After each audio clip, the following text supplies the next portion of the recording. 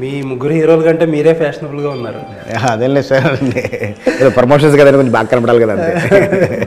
మీరు కనపడక్కర్లేదు, మీరు వెనకాల నుంచి కనపడతారు. పర్లేదు నాకు ఇప్పుడు కొంచెం ట్రెండ్ ఉంది కదా సార్, డేటాలు కూడా కొంచెం ముందుకు వచ్చి ప్రమోషన్స్ అన్ని చేయాలి కాబట్టి కొంచెం నీట్గా అందరికి కొంచెం కనపడితే బాగుంటుంది అంతే. Okay okay. సో ఏంటి సార్, ఎంతవరకు వచ్చింది? కంటెంట్ లాక్ చేసేసారా? కంటెంట్ మొత్తం ఆల్మోస్ట్ అయిపోయింది సార్, ఇంకా సెన్సార్ కూడా అప్లై చేసాము, DI almost done, mixing almost అయిపోయిందండి, ఆడియో సైడ్ అయిపోయింది, విజువల్ సైడ్ చిన్న చిన్న సిజీ షార్ట్స్ అప్డేషన్స్ ఉన్నాయి అంతే. ఓకే, మరి 15 రోజులు ముందు కంటెంట్ చేసేస్తే ఎలాగా? అంటే లేదండి, అంటే మేము ఒక 3 monthsలో సినిమా ఫినిష్ చేసి 4 months వెయిట్ చేసాం కదా సార్ రిలీజ్ డేట్ గురించి, ఆ గ్యాప్లో వర్క్ అంతా అయిపోయింది. బాగా ఎక్కువ ప్రెషర్ ఉంటుంది కదా ఈ డిజిటల్ డేట్లు వీటి వల్ల, వాళ్ళు ఒక డేట్ ఇవ్వడం, ఆ డేట్కి మ్యాచ్ అయ్యేలాగా అన్ని ప్లాన్ చేసుకోవడం. డెఫినెట్ సార్, అది చాలా చాలా పెద్ద టెన్షన్ సార్. ఇప్పుడు అంటే ఈ మధ్యకాలంలో అంటే 1.5 year నుంచి చాలా హెక్టిక్ అయిపోయింది. ఇప్పుడు ఏంటి, ఇప్పుడు 2 పెద్ద సినిమాలు అనౌన్స్ చేస్తున్నారు, ప్రస్తుతానికి వాళ్ళు రావట్లేదని చెప్పలేదు కాబట్టి ఉన్నట్టే అనుకోవాలి మనం. ఒకవేళ ఉన్నా సరే రావాల్సిన పరిస్థితే కదా, ఉన్నాగా రావాల్సిన పరిస్థితి అండి, ఉన్నాగా రావాల్సిన పరిస్థితే. కొన్ని అవి కూడా అదే వస్తాయి రావని కరెక్ట్ కన్ఫర్మేషన్ క్లారిటీ లేదు కదా సార్, అందుకోసం ప్రస్తుతానికి లేవు. ఒకవేళ వచ్చినా తప్పదు, రావాల్సింది తప్పదండి. Okay okay. సో సరే సార్, మా విషయానికి వెళ్తే అసలు ఏంటి భైరవం, ఏంటి స్క్రిప్ట్ ఏంటి, అసలు ఎలా ఎక్సైట్ చేస్తుంది మిమ్మల్ని? అంటే ముగ్గురు ఫ్రెండ్షిప్ మధ్య నడిచే డ్రామా సార్. నాకు యాక్చువల్గా డ్రామా నాకు చాలా ఇష్టం, నాంది చూసినా కానీ మోర్ డ్రామాతో ఉంటుంది. అలాగే ముగ్గురు ఫ్రెండ్షిప్ మధ్యన ఒక కాన్ఫ్లిక్ట్స్తో నడిచే డ్రామా. సో క్యాస్టింగ్ ఎలా చేశారండి? అంటే క్యాస్టింగ్ చూస్తే మన శ్రీనివాస్ గారు కానీ, లేకపోతే మనోజ్ కానీ, లేకపోతే రోహిత్ కానీ చాలా మంచి డిఫరెంట్ కాంబినేషన్ కింద అనిపిస్తుంది.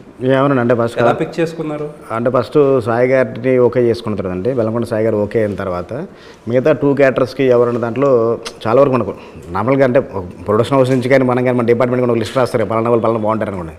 అనుకున్న దాంట్లో ఫస్ట్ నుంచి నాకేంటంటే ఒక క్యారెక్టర్కి రోహిత్ గారు, ఒక క్యారెక్టర్కి మనోజ్ గారు అయితే బాగుంటుందని నేను ముందు నుంచి నేను ఫీల్ అవుతున్నాను. అది వెళ్తున్న టైంలో రోహిత్ గారు చేస్తారా లేదా చేస్తారా అనుకున్న టైంలో ఆయన అప్రోచ్ అయ్యి సరే ఇలా ఉంటుందని చెప్తే ఆయన ఓకే చేద్దామంటే ఏముంది, బాగుంది క్యారెక్టర్ బాగుంది, ఇప్పుడు నేను ఎప్పుడు చేయలేదు ఇలాంటి క్యారెక్టర్ చేస్తే బాగుంటుందని ఆయన ఓకే చేశారు. తర్వాత మనోజ్ గారు చాలా బిజీగా ఉన్నారు, ఆ టైంలో ఒక 2-3 films కమిట్ అయ్యి ఉన్నారు, డేట్స్ దొరుకుతాయా లేవా అనే ఒక ఈ ప్రెజర్లో కూడా మేము సరే ఒకసారి కలిసి మనం మాట్లాడేదానికి ఇలా ఉంటుందని చెప్దాం అనుకున్నాం. మనోజ్ గారు నాకు బిఫోర్ ఇంతకుముందు నుంచి పరిచయం ఉందండి, అంత కలిసి పని చేయలే కానీ నాకు కొంచెం పరిచయం ఉంది. ఇంతకుముందు కలిసినప్పుడు మామూలు చాలా మాట్లాడుకున్నాం, చాలా క్లోజ్గా ట్రావెల్ అయ్యాము. ఆ పరిచయంతో వెళ్ళి ఇలా అనుకుంటున్నాను అంటే ఓకే నాకు చేయాలని, కానీ నాకు డేట్స్ కుదిరే పరిస్థితి కనపట్లేదు నాకు. ఆ టైంలో తను చేయగలిసిన ఒక సినిమా డ్రాప్ అవడంతో ఆ డేట్స్ మాకు రావడంతో ఓకే చేశారంటే, లేకపోతే ఉంటే కానీ చేసేవారు కాదు, కొంచెం డిలే ఉండేది. కాంబినేషన్ సీన్లు కూడా ఎక్కువ ఉన్నాయి, అవి కూడా ఇబ్బంది. కాంబినేషన్స్ ఎక్కువ ఉన్నాయండి. మాకు ముగ్గురు బంగారాలు చాలా హ్యాపీగా సపోర్ట్ చేశారు.